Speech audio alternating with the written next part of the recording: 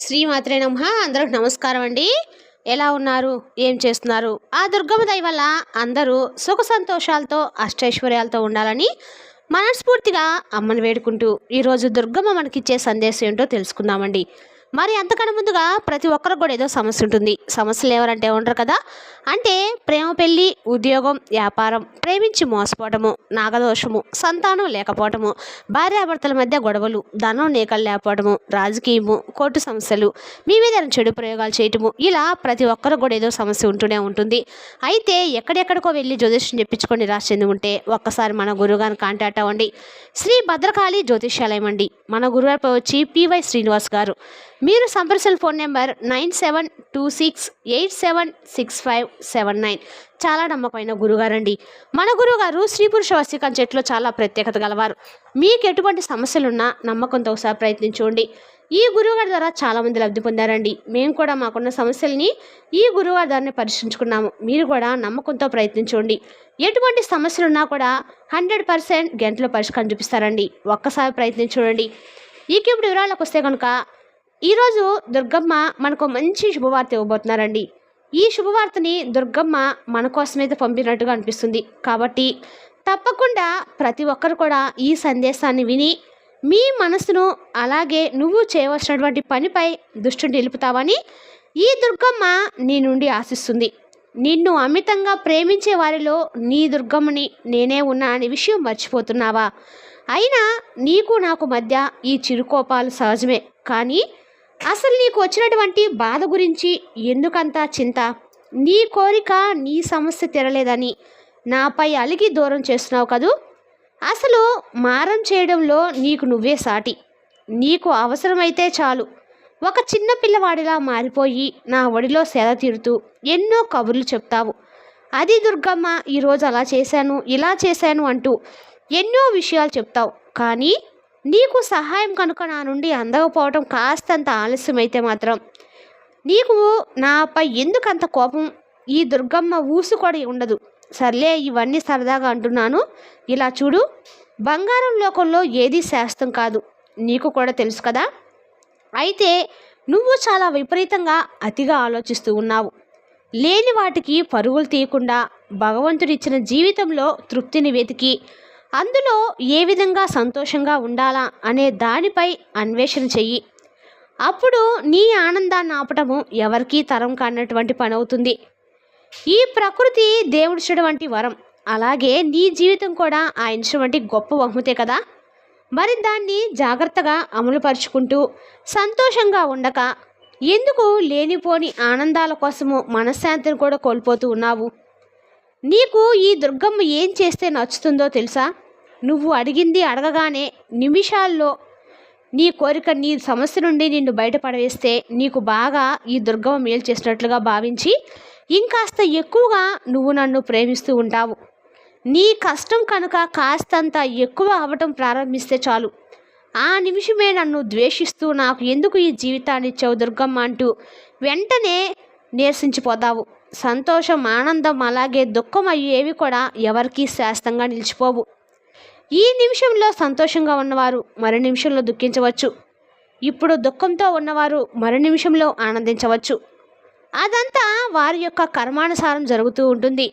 కర్మను తప్పించడము దేవతల తరం కూడా కాదు.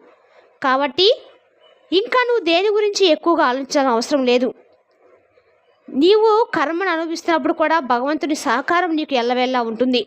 ఆ సమయంలో నీకు ఎవరి తోడు ఉండకపోయినా ఇంకా కనిపించినటువంటి శక్తి మాత్రం నిన్ను చాలా జాగ్రత్తగా కనిపెట్టుకొని ఉంటుంది. అదే భగవంతుని యొక్క శక్తి నీ మనసులో ఉన్నటువంటి మనోవేదన అంతా కూడా, నీ నిమిషం ఉన్నటువంటి అంతా కూడా నాకు తెలుసు. నువ్వు కుమిలిపోవడమే తప్ప, నువ్వు ఎక్కువగా ఆలోచిస్తూ ఆరోగ్యాన్ని పాడు చేసుకోవడమే తప్ప ఇంకేమీ లాభం ఉండదు. అతిగా ఆలోచించే ప్రయత్నం చేయవద్దు. లోకంలో కనీసం అసలు వసతి, తిండికి తినడానికి కట్టుకోవడానికి గుడ్డలేని వాళ్ళు చాలామంది ఉన్నారు. కనీసం తలదాచుకోవడానికి కాస్తంత స్థలం కొనలేనటువంటి అభాగ్యులు ఎందరో ఉన్నారు. తెలుసా నీకు? వారందరినీ ఒక్కసారి నీ దృష్టిలోకి అలా తెచ్చుకో.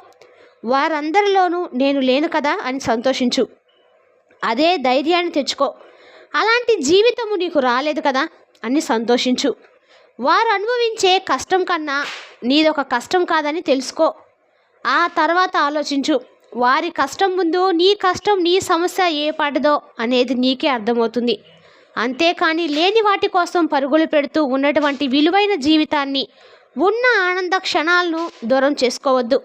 ప్రతిరోజు నువ్వు నాకు ఎన్నో వినవించుకుంటూ ఉంటావు. అలాగే నీ సమస్యలను, నీ కోరికలను ప్రతి నిమిషం నాతో పంచుకొని అవసరం లేదు. ఒక్కసారి చెబితే చాలు. ఈ దుర్గమ్మకు అన్నీ గుర్తుంటాయి. దుర్గమ్మ, నా సమస్య ఇది, నా కోరిక ఇది అంటూ ఒక్కసారి చెప్తావు కదా, అది చాలు. ఇక ఆ సమస్య గురించి మర్చిపో. నీ పని యందు నువ్వు శ్రద్ధ వహించు. అది ఎప్పుడు నీకు ఇవ్వాలనేది నాకు బాగా తెలుసు కదా. అప్పుడు ఆ సమయం రాగానే తప్పకుండా నువ్వు నన్ను అడగకపోయిన క్షణాల్లోనే నీకు అందేలా చేస్తాను. దేనికైనా నీకు నేను కాలమే కదా సమాధానం చెప్తుంది. అయినా నీకు ఎంతటి భాగ్యవంతమైనటువంటి జీవితాన్ని ఇచ్చినా నువ్వు ఏదో కోల్పోయినట్లుగా ఎప్పుడు ఎక్కువగా ఆలోచిస్తూనే ఉంటావు. అప్పుడు నీకు అంటే అర్థమవుతుంది. ఒక్కసారి ఆలోచిస్తే ఆరోగ్యాన్ని ఇచ్చాను, తిండికి బట్టకు లోటు లేకుండా చేస్తున్నాను. ఇవి చాలవా? ఇంకా నీ కుటుంబాన్ని పోషించే శక్తిని నువ్వు చేసే ప్రయత్నం మీదనే ఆధారపడేలా ఉంటుంది కదా. అందుకు నేను కేవలం నిన్ను ముందుండి మాత్రమే నడిపిస్తున్నాను. అంతవరకే నాది బాధ్యత. తర్వాత చేయవలసినటువంటి కష్టమంతా పూర్తిగా నీదే. అప్పుడు నీకు కూడా కష్టంలో వచ్చేటువంటి ఆనందం ఏమిటో, ఆ విలువ ఏమిటో అర్థమవుతుంది. కాబట్టి ఎక్కువగా దేనికి తొందరపడవద్దు. పనిలో ఆలస్యం అవుతుందని నిరాశ చెందవద్దు.